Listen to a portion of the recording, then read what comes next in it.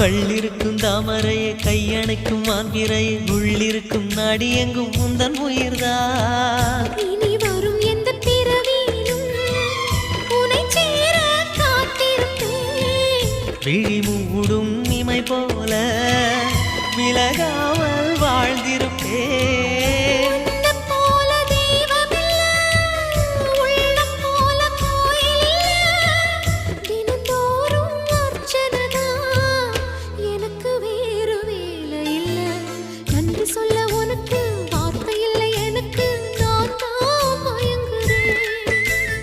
என்னுடைய மனச தந்துவிட்ட பிறகும் ஏம்மா கலங்குற?